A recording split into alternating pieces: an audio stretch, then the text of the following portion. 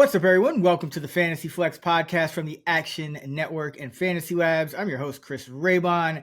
NFL Week 18 is here, but we're still breaking down these player projections. As always, I'm joined by the most accurate ranker in the game, the odds maker, Sean Kerner. Sean, Happy New Year. How's it going? Yeah, Happy New Year and happy Week 18. This is like one of my favorite weeks to project just because it's pure and total chaos. And it kind of reminds me of the preseason, which I also love. To project, but happy Week 18. All right, let's so we'll get into, of course, our top five guys still. If you're playing any maybe Week 17, 18 championships or anything like that out there, we'll discuss guys we're high and low on, and we'll throw out some props. So let's start it off with QB for Week 18. Who you got in the top five, Sean? I got Lamar Jackson, Sam Darnold, Joe Burrow, Kyler Murray, and Jared Goff. It's a little weird this week. I got Jackson, Baker, Burrow, Darnold, and Goff. Yeah, so not too dissimilar. Who you high on? Yeah.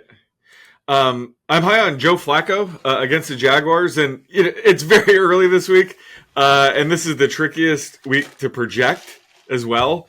So I'm sure there's going to be players I talk about, maybe you too, that end up getting ruled out or not even playing. So let's start with a potential one here with Joe Flacco. But I think it's critical just to highlight, we don't really know if it's going to be Flacco or Anthony Richardson starting this week.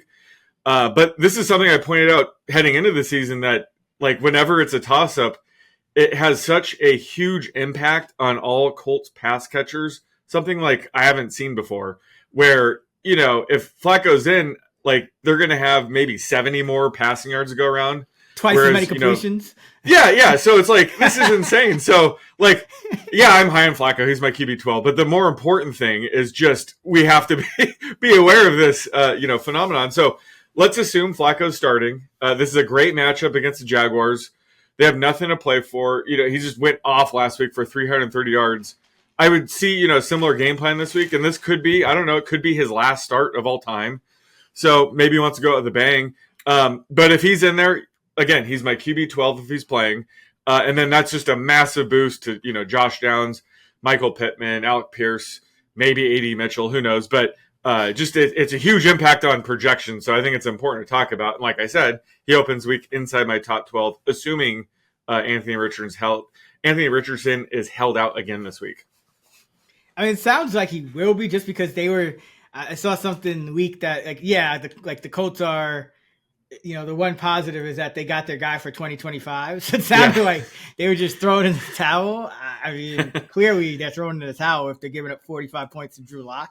But I would think that you see Flacco this week. And I thought maybe they just did another one of those, we're going to bench Richardson because Flacco gives us a better chance to win type deals. Like, it's been so weird with the Colts all year long, but turns out they're just dysfunctional.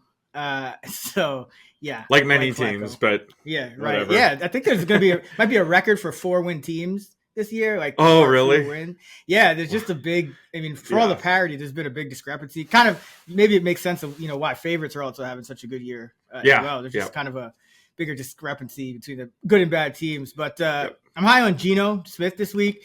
He just happens to have some incentives to play for, so I think he'll actually try to go out there and get him. He gets a couple $1 million if he gets little under 200 more passing yards, and then he gets another one if he hits. It escalates if he hits 10 or more wins, or they make the playoffs. So they can't make the playoffs, but if they win this game, they could get to 10 wins against the Rams. And it sounds like the Rams are going to be resting their starters. So Geno is the QB 24 ECR.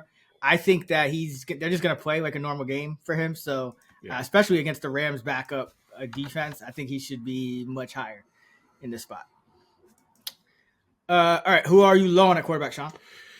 CJ Stroud, and week 18, the players I'm typically going to be low on are the ones that we can't be sure if they're either playing this week or they might not play long.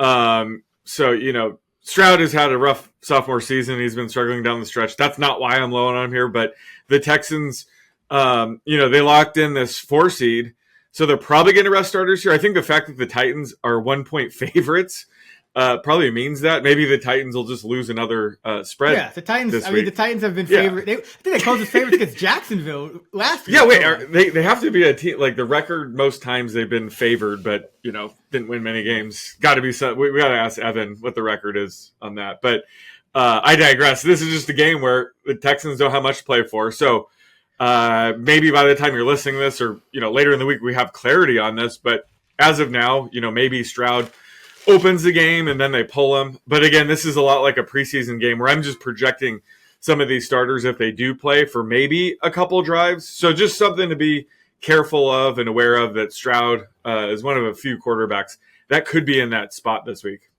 Yeah. They say they're playing their starters, but they also saying within reason. So I can see them starting the game, trying to get something going. It's the Titans, though. I mean, the fact that they're closing as a favorite, or they are a favorite, just means the Texans are going to put up 40.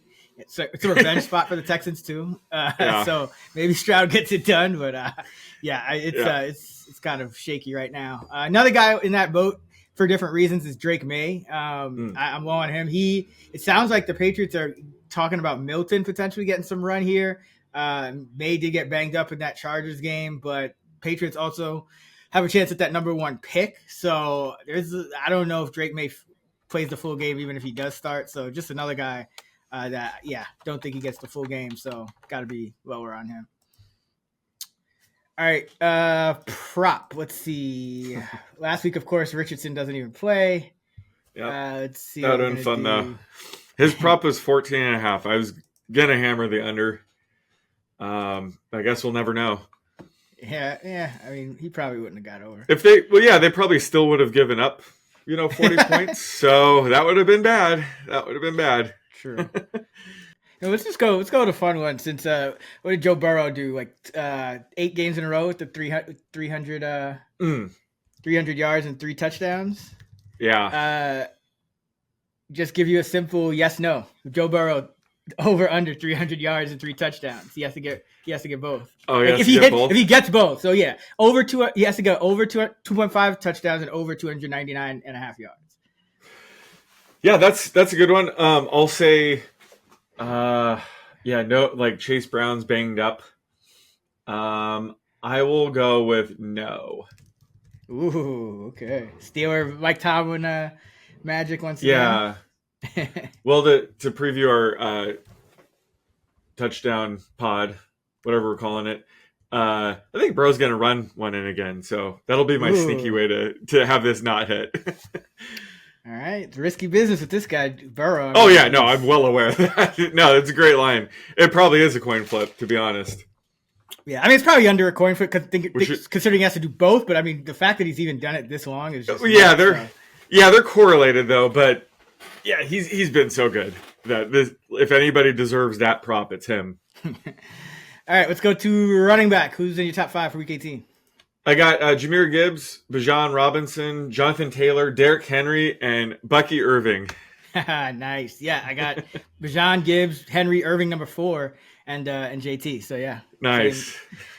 Same top 5. Bucky making a run here. Who you high on? Oh well, this is the first and only time I get to do this all year. But I am high on Blake Corum, baby, against the Seahawks. The Rams are a team that, they're locked into either the 3 or 4 seed. I'm surprised they probably should want the 3 seed. But it sounds like they're resting their starters. They're 5-point underdogs against the Seahawks. That's the clearest sign that the market's expecting that. So Sean McVay could handle this game like he does preseason, which is no starter will play a single snap. And the backups will just be in full-time roles. So I'm unsure how he views Blake Corum in that regard, but I'm assuming he's getting the start here. He's going to have the lead role. He's going to be Kyren Williams here. Kyren was healthy for all 16 games so far, so we didn't really get to see Corum in this spot. Figure McVay wants him to get a good game under his belt to get those reps for the playoffs or next year or for whatever. So, in this spot, Corum would normally be a top 5, top 10 option for me, but just given all the starters are resting, it's going to be Jimmy G under center, no Puka Nacua, no Cooper Kupp. His touchdown odds go down significantly because of that. Their team total is 18 right now. So because of that, he's all the way down to RB12 for me. But again, I'm super excited to finally see him potentially in that workhorse role. So he's a low end RB.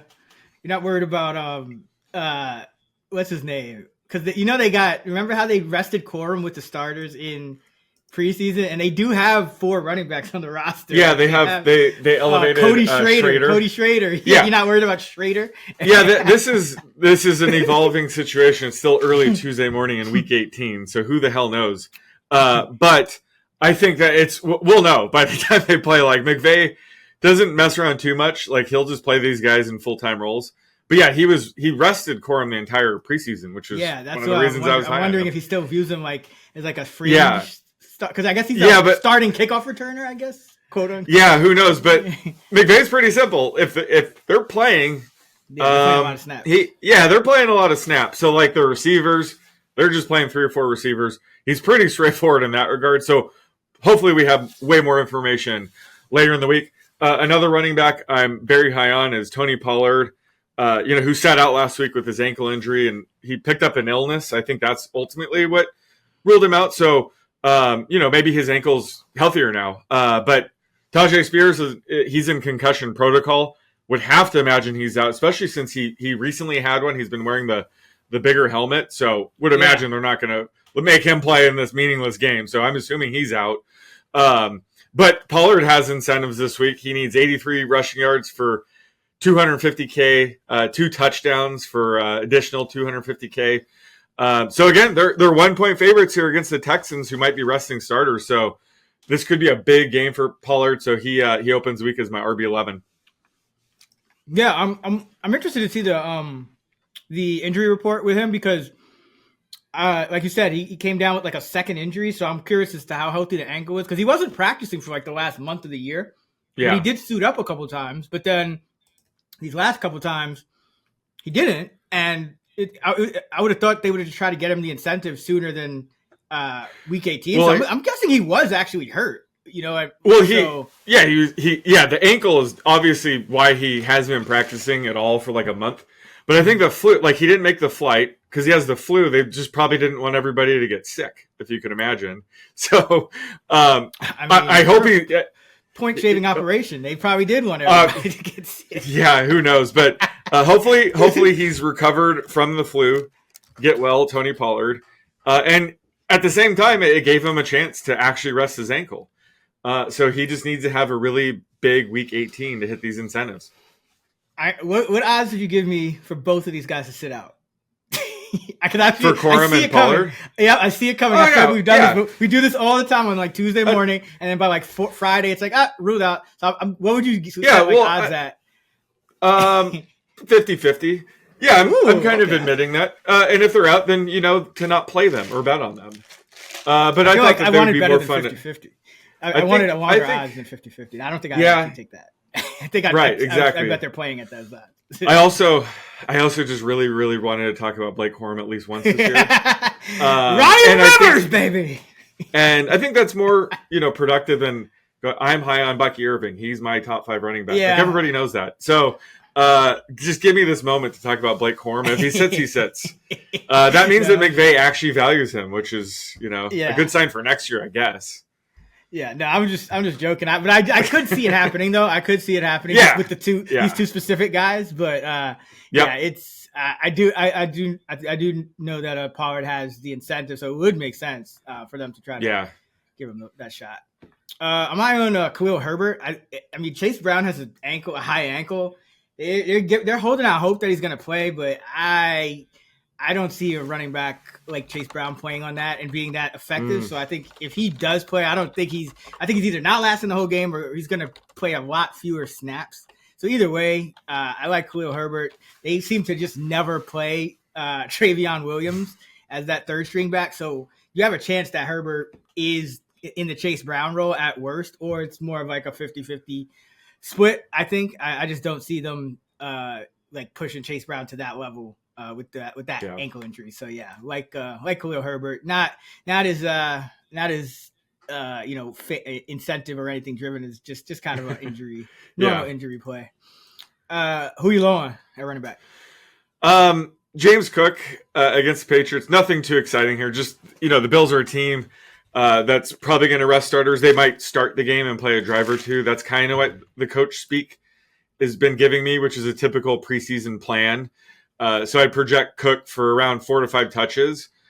So of course, he's going to have 4 carries for 80 yards and 2 touchdowns. 2 touchdowns. Yep. yeah. No, like that's a given. But what was it? Like it was when week 17 was the last week, and it was like Kirk Cousins was playing for Washington at the time, and he was expected to play like one quarter. And he threw for 3 touchdowns in the first quarter, and people that used him in GPPs didn't know what they were doing, but they was took that against it down. The Giants or something? I feel like that was. It was something like that. And he actually only played. Yeah, he actually only played a quarter. It's not like they lied. It's like he just went off in the one quarter. So that James Cook could do that here. I'm expecting him to play about one quarter. But I think this could be a big Ray Davis game. And again, this is one of those situations. You just got to be careful with the starters that will probably play some of the game, but then get pulled early. Just this is the week to really be careful about that. Oh yeah, definitely. I mean, yeah, the Bills. They might not even mess around with it. I mean, they've already been saving James Cook. It would be crazy if they just played him like a quarter, only for him to like get hurt on in that quarter. No so yeah, I couldn't. He might be a guy they just hold out. If you see like Frank Gore, who would it be? Frank Gore Jr. elevated. Like, what's the sign? That's the sign of like, okay, they're probably resting James Cook. There's always something that triggers us to kind of. It could just be another like if they bring up Tyrell Shavers, but then Curtis Samuel's also active because they might just play Samuel at running back. They were doing that a little bit earlier this year too at times. So like they have multiple options. Yeah, I think he played like 15 snaps in the last game. Yeah, he's playing more anyway. I might project them for a carry here. I mean, some of these fullbacks just don't get carries anymore. Like I think Prentice went the whole year without one. Gilliam, Ricard, I want to say. It's like some teams just don't give their fullbacks carries these days. Those are fun season-long bets. Over under a half a carry. Yeah. Oh man, I'm on Josh Jacobs, and that's because he's he's top 5 in ECR. I don't think he should be top 5. There's kind of questions as to how hard Green Bay is going to go here. They still have seeding at stake, but we saw last week, Jacobs did fumble the ball. But we've seen the last couple of weeks now, and some of it has been due to blowouts, which could be the case again. They're still 9-point favorites against the Bears, but he hasn't been playing quite as many snaps. You've seen him cede some work to Manny Wilson behind him, to Chris Brooks behind him. So this is a spot where it's a little bit murky, kind of like what you're talking about. Starters could start. How long do they go? Especially a guy like Jacobs, who essentially, at times he's been like just their offensive focal point to the point where you could see him getting 25, 30 carries in a playoff game.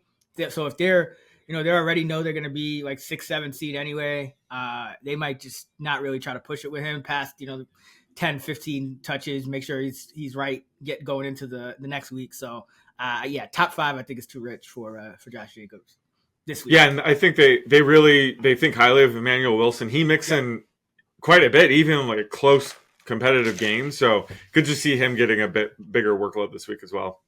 Yeah, Wilson, he was mixing in even last year in the playoffs behind Aaron. I mean, Aaron Jones got a ton of carries, but Wilson definitely got some action in the playoffs last year. All right, what are we doing for the running back prop? Well, we have to do a Blake Corum prop. We're going to go with rushing yards. So obviously this just makes his odds of sitting like up to 75% now. When we do a prop on a guy, absolutely, he's going to really playing with fire here. But we have to do it. This is Blake Corum week. We can't miss out if he does play. So I'm going to go 65.5 rushing yards. I'm going to go under.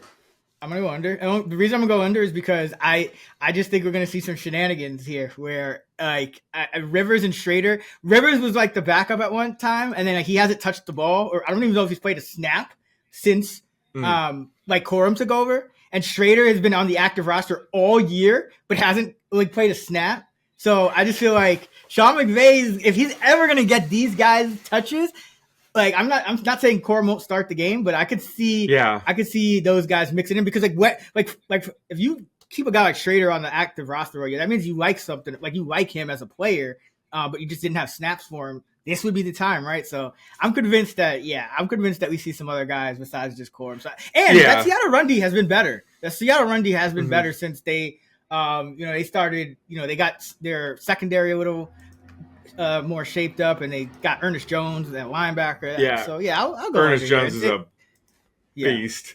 He's. I know your tackle projections must be just. Ernest Jones. Yeah. Ernest Jones is my favorite. He actually tries to just rack him up. But Sean McVay did say he's excited about watching Blake Corum get a heavy workload. But it is Sean McVay. Yeah, it's hard to trust him. But I take your point. I would say that even if Corum gets a big workload, which I think he does here, they're resting their starters, so they don't have Puka Nacua to like move the chains. I don't know, like their offensive line, if they play the backups or just kind of want to get their backups starters. Been playing. Their backups have been playing. That's true. Yeah, guys have been hurt. So it's like the offensive line, they might rest somebody, but it's like you're not getting the full offense, so that hurts the running back. It might be a trailing game script. So like that goes against Corum. But I thought, 65.5 will probably be what fair. Drop it. It's like I said, I just think there's a couple of outs. Like he could be inefficient, or he could just not see as many. Like he might not see like the 16 carries we're expecting. Yeah, he was very inefficient last week. What was it, like 2 carries for -3 yards or something? But he needs some momentum. He needs like, a drive or two to get going. So we'll see. I'm excited for Blake Corum week. I'm sure, hopefully.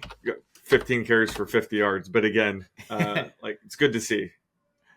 All right, let's go to wide receiver. Who is in your top 5? Oh, wow. I haven't looked at. This should be fun. Jamar Chase, Mike Evans, of course, Justin Jefferson, Amon-Ra, and Brian Thomas Jr.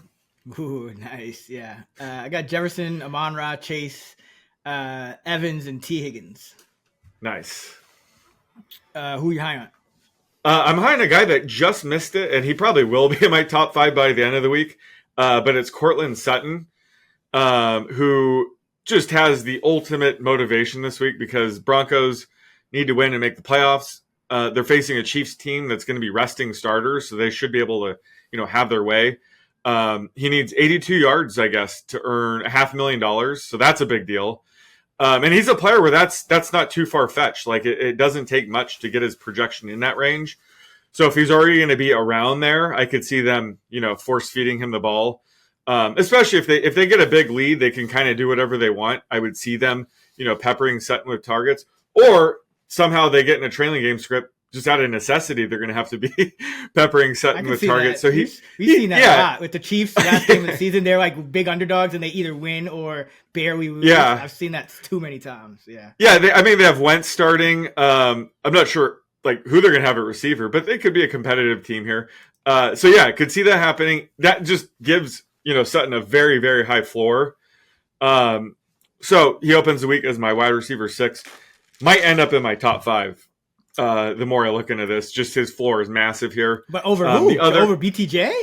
Can't be over. Yeah, BTJ, I don't want to do that. I don't want to do that. And he can't be over Evans, but his incentives either. And then it can't be over Jefferson, and it's got to be over like Jamar Chase. I know, right? Amon-Ra and Jefferson are in that closing game indoors with the 56 total. Yeah. It is. It's hard to fine. Guys. All right, fine. Sutton's 6. Oh, if anything, neighbors might pass up Sutton. So Sutton's hanging on for dear life. And T. Higgins. Oh my God, it's a lot of guys. A lot of ballers. Yeah, man. I got another guy that is a Rams player that should step up this week, and it's our boy Jordan Whittington, who, if Big Vay does what I think he will do, he'll rest Puka Nacua, Cooper Kupp, and I think Demarcus Robinson's a part of that batch that probably won't play a snap. So we could see, Tutu Atwell, Jordan Whittington, Tyler Johnson play most of the snaps. We could see Xavier Smith. Xavier Smith. Don't forget about him. Yeah, he'll mix in. Probably like if Tutu Atwell gets like semi-starter treatment, maybe he sits as well. Like, McVay will just play these 3 guys the whole entire game. That's kind of how he operates preseason. When it's preseason, you kind of want to see some of these other guys. He doesn't do that. He just rolls out these guys to play the entire game. So Whittington, more than capable of racking up, 5+ receptions here if he's Jimmy G's, lead guy. So I think Whittington's sneaky here as well. Are you? Have you? I'm sure you've seen like do you factor in Whittington his like weird usage this year where he's been like playing on snaps like actual snaps, but they've been like exclusively on rundowns in some games like that. Have you seen that? It's like really weird. Do you factor that in? Like you think he'll get more like normal usage in this game, or do you think he'll still play on like more rundowns? Yeah, no, that's a good point, and that's probably later in the week I would notice that. But again, in this case, I'm just going off of McVay's preseason tendencies, and his preseason tendency is Whittington will just be out there every play, including passing down. So I'm not sure why. Yeah, no, I'm not sure why that has been. And if that's the case, those are Blake Corum, run snaps. So either way, I'm gonna be happy. Over here, but a Blake Corum running back like trick play touchdown and Jordan Whittington. Yes, passing touchdown. Oh, I'd be ecstatic about that. Yeah, So that could be the case, but again, I just think that's how McVay rolls. He's just going to play these 3 or 4 guys the entire game. And Whittington, when he has been in that an actual receiver role, has been balling out this year. So I think that they want to get him going here, get him some reps. I think he could factor into them, next year and beyond. Yeah, I think, like I'm curious as to how they would treat Atwell as well, because I do think I could see them going with straight like Whittington, Tyler Johnson, and Xavier Smith is like the Atwell. Yeah. And then because they have the 4 tight ends now, I'm guessing Higbee would be the guy to sit, but they would still have 3 tight ends. So they have they have 4 running backs on the roster. I mean, Jesus, they have a lot of skill guys for like they have 7 receivers and 4 running backs. That's pretty much the only team that's doing that this year. I'm pretty sure. Yeah. Yeah. That's a lot. And now 4 tight ends. And he's top heavy. He just likes to play the top guys every snap anyway. It's kind of weird. Yeah, and the special teams is it terrible? No, I guess the kicking game hasn't been great. I'm trying to think, because usually with those coaches, it's like when they're having guys for offense instead of like special teams. I think it's just the kicking game. I got to look at that, but yeah. Oh, they have Quintez Cephas on the practice squad. Maybe he gets elevated. Oh. Remember him? No, I'm just kidding. Yeah, did he get a gambling? Didn't he get a gambling suspension? Did he? He was in that Lions group with, I think.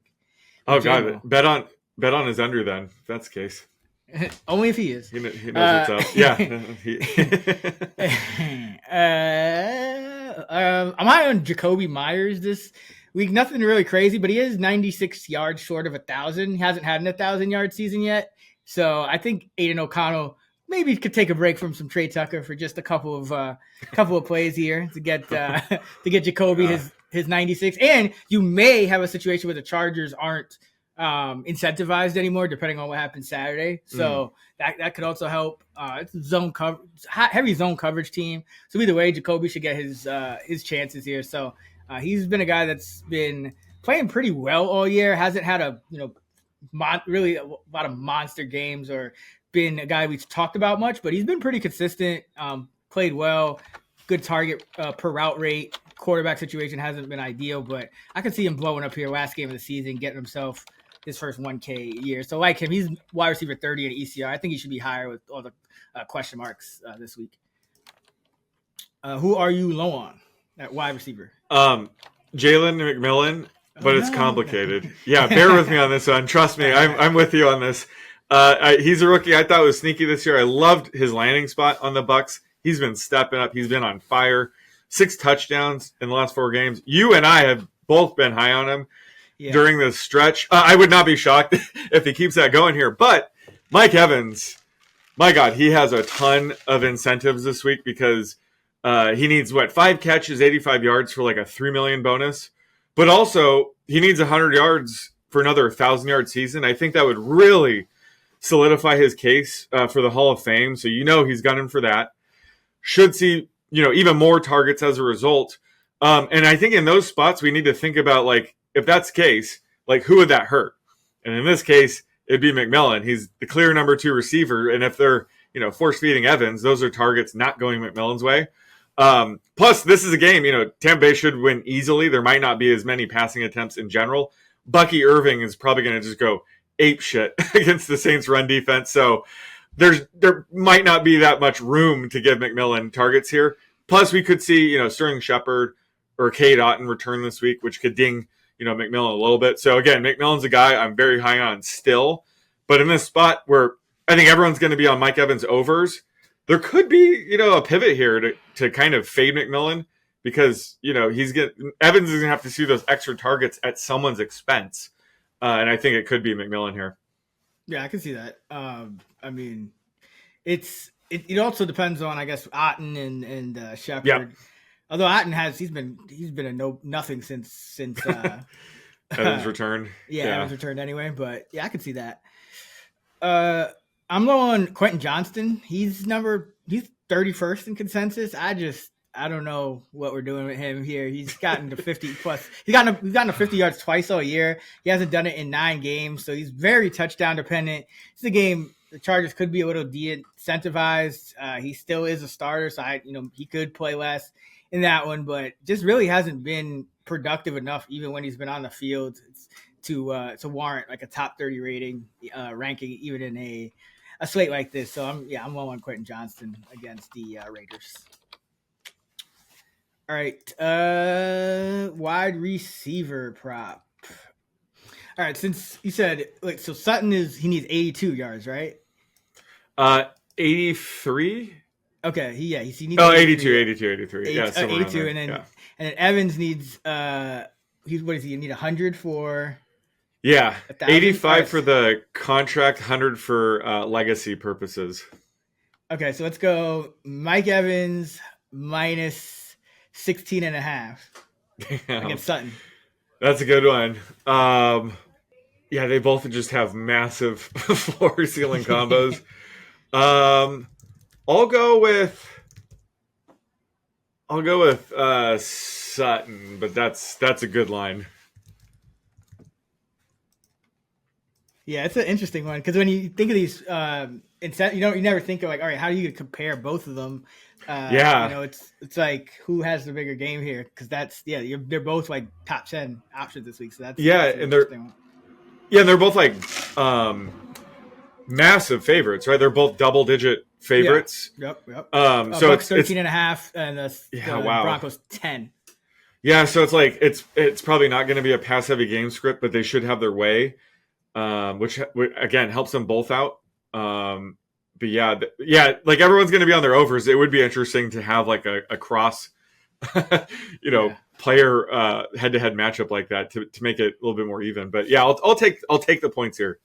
Okay, fair. I mean, there's a better chance that I think the Broncos get into a game where they have to be throwing because, like I said, the Chiefs never go quietly, and it's still the Chiefs coaching staff, Chiefs on long rest, longer rest. All right. Tight end, who you got in top 5? Tight end, I got Trey McBride, Brock Bowers, Sam Laporta, George Kittle, and TJ Hawkinson. Yep, same for me, just a little different order. I got Bowers, Laporta, McBride, Hawkinson, Kittle. So nice. Don't know what's going on with Purdy yet, I guess. I think he's out. I think they basically said he's not playing. Yeah, I mean, it sounded like he was, but he didn't. He said he wanted to play, so I didn't see anything official, but yeah, I'd figured he was. Yeah. He wasn't going to go after his arm almost blew up and he's in a contract year. But still, like Kittle. I mean, Kittle is just too good to knock out. Who are you high on at tight end? I'm going to go with Chig Okonkwo against the Texans, continuing his late season surge. This is like the 3rd season in a row. He's been tearing it up in the final few weeks. It's like a trend with him. Like, remember Will Disley would always be a top 10 tight end after the first few weeks and then get hurt. Like, Chig O is like the opposite of that. But another really solid game. 5 catches for 42 yards. I think I lost the prop on him. I think you set his line at 38.5. I went with the under. Yeah. He had a 17-yard run. They've done that from time to time, I think, giving him a design run. But for whatever reason, they're just all in on Chigo right now. And he set another season high in routes run rate. So back-to-back weeks, setting a season high with an 87% routes run rate last week. We might see, both Mason Rudolph and Will Levis under center here. Yeah, no kidding. I think, like, the snaps Mason Rudolph is in the game will probably be better for him. But either way, I think both quarterbacks are going to be targeting him heavily at this point. So, again, he just seems to do this every year. So I think he's going to keep this hot streak going through Week 18 here. Yeah, I mean, even the coaching staff, they kind of said, it's like been intentional to get him more looks. So yeah. I do think that's something that will continue. I'm high on Noah Gray here. He should get some good run with the Chiefs sitting starters. Kelsey shouldn't play in this game. So like Noah Gray, I do think the Chiefs will be competitive here. So Carson Wentz, not the worst quarterback in the world to have thrown you the ball. I think he's functional. So yeah, give me some Noah Gray, who's still tight end 17 in ECR. I think he can kind of put up. I mean, I wouldn't say the full Kelsey line because Kelsey did have a good game that last one, but you can get pretty close in a game like this. So yeah, give me some Noah Gray. Who are you low on? I'm low on Cole Kmet against the Packers. Actually, Cole Kmet won the Cardio King Award for Week 17. He ran the most routes out of anybody, 26, without seeing a single target.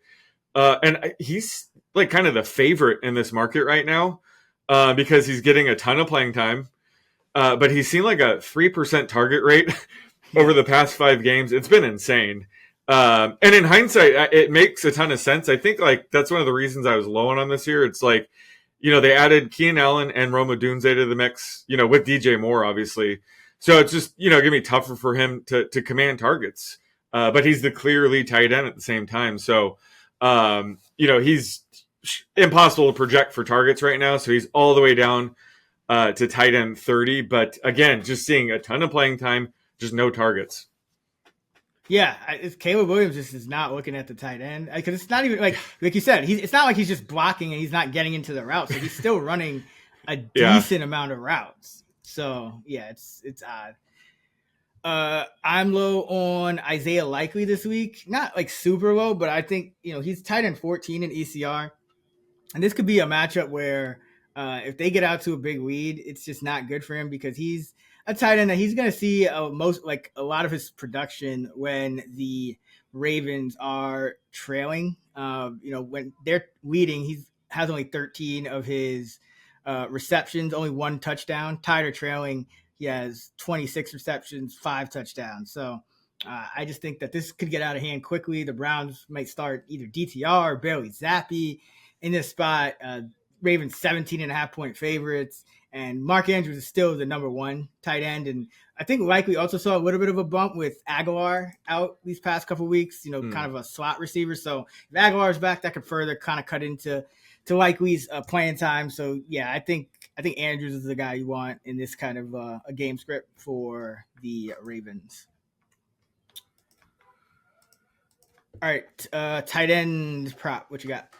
Yeah, I'm going to go with Mike Gesicki here, who has been kind of tricky to project lately. I think it was week 16. His routes run rate dipped all the way down to like sub 50.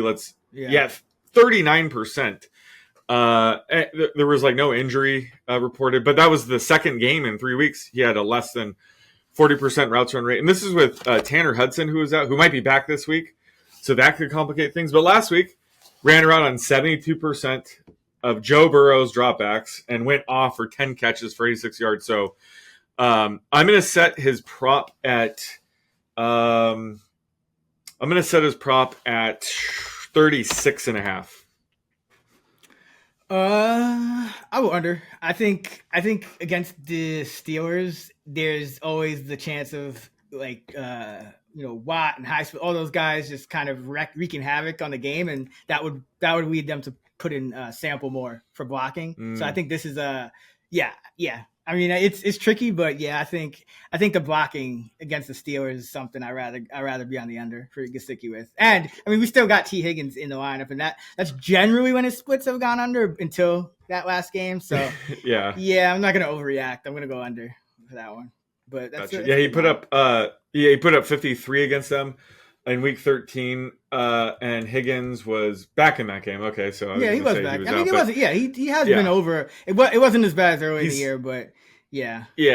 Gesicki's just a wide range of outcomes right now. Exactly. All right, that is going to do it for our NFL Week 18 player projections episode. Be sure to subscribe to the Fantasy Flex Pod so you don't miss an episode all season long. FantasyLabs.com is where all of our fantasy football content is housed. You can use promo code FLEX40 for $40 off. Sean is on X at @_oddsmaker. I'm at Chris Raybon. We're at those same handles on the free award-winning Action Network app. Happy New Year, and let's get this money.